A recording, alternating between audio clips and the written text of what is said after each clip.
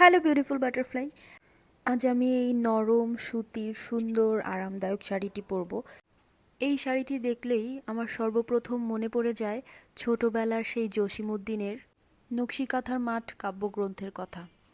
যাই হোক, এই শাড়িটার সাথে আমি আজ দুটো ব্লাউজ বের করেছি, বুঝতে পারছিলাম না কোনটা পরবো। তো এই অফ হোয়াইট ব্লাউজটা পরে নিয়েছি, কেননা শাড়িটা অনেক বেশি সুন্দর, এর সঙ্গে আর খুব বেশি সুন্দর কোনো ব্লাউজের প্রয়োজন নেই। আমি সাজগোজ শুরু করবার আগেই সবার প্রথমে যেটা করি যে কোন অর্নামেন্টসগুলো পরবো, কোন আংটি পরবো, কোন নাকফুল পরবো, কোন ইয়াররিংস পরবো, কোন নেক পিসটা আমি পরবো, সব কিছু আগে রেডি করে ফেলি। অ্যান্ড সব কিছু আগে পরেও ফেলি, তাহলে আমার মনে হয় যে সাজের অর্ধেকটা শেষ। কারণ আমি মেকআপ বলতে খুব বেশি কিছু করি না, হাজারটা প্রলেপ দিই না, জাস্ট একটু বেসটা করি হালকা পাতলা, আর একটু গাঢ় করে কাজল দিই, একটু টিপ, তোমরা সবাই তো জানোই। ফার্স্টে আমি একটা ময়শ্চারাইজার অ্যান্ড সানস্ক্রিন অ্যাপ্লাই করে নিলাম ফেসে।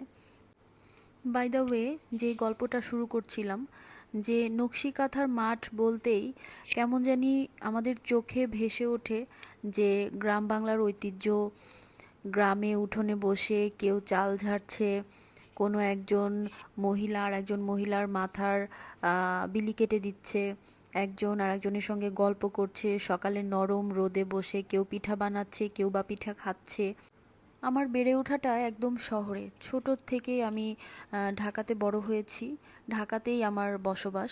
তো সেক্ষেত্রে এই গ্রাম বাংলার চিত্রগুলো খুব একটা বাস্তবে দেখার অভিজ্ঞতা আমার সেরকম নেই।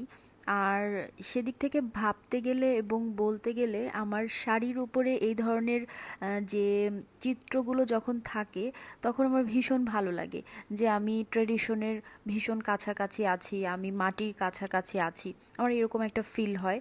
অ্যান্ড এই ধরনের চিত্রগুলো যখন বাস্তবে দেখি, আমি আমার শাড়ির সাথে মেলাই যে আচ্ছা এরকম একটা চিত্র আমার শাড়িতে আঁকা আছে, বা আমার কোনো চাদরের উপরে এরকম একটা চিত্র আমি দেখেছি, অ্যান্ড সেই রকম একটা চিত্রই আমি এখন বাস্তবে দেখছি। সো আমার ব্যাপারটা না সবসময় উল্টো ঘটে, যে প্রথমে আমি কোনো চিত্র হিসাবে, কোনো ছবি হিসাবে দেখি আমার শাড়িতে বা জামাতে বা কোনো ছবিতে, ছোটোবেলায় বইয়ের প্রচ্ছেদে দেখেছি। অ্যান্ড আরেকটা ব্যাপার, আড়ংয়ের বিভিন্ন ওয়ালমেট, তারপরে আড়ংয়ের যে বেডশিটগুলো থাকে, সেই ওয়ালমেট এবং বেডশিটের উপরে সারা জীবন এই ধরনের চিত্র দেখে দেখে আমি অভ্যস্ত এবং অবসেসড। এই জন্য এই ধরনের স্থির চিত্রগুলো আমার কাছে মনে হয় ভীষণ এক্সপেন্সিভ।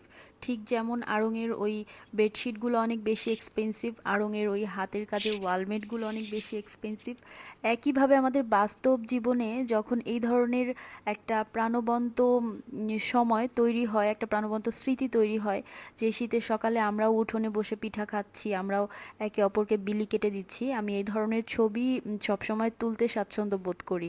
এবং এগুলোতে আমি অনুপ্রেরণা পেয়েছি এই যে এই ধরনের শাড়ি এবং এই ধরনের চিত্র, ছোটবেলার যে বইয়ের প্রচ্ছেদ, বারবারই বলছি যে এগুলো না অনেকটা আমাকে ফিল্মি স্টাইলে ভাবায় যে এটা আসলে বাস্তব না, এটা আসলে কল্পনা, অ্যান্ড কল্পনাটাকে আমি বাস্তবে রূপ দিচ্ছি। আমার অনেক মনের কথা তোমাদের সাথে এতক্ষণ ধরে শেয়ার করলাম, জানি না তোমাদের কার কেমন লেগেছে, বাট এগুলো আমার মনের ভেতরের এক একটা কল্পনা।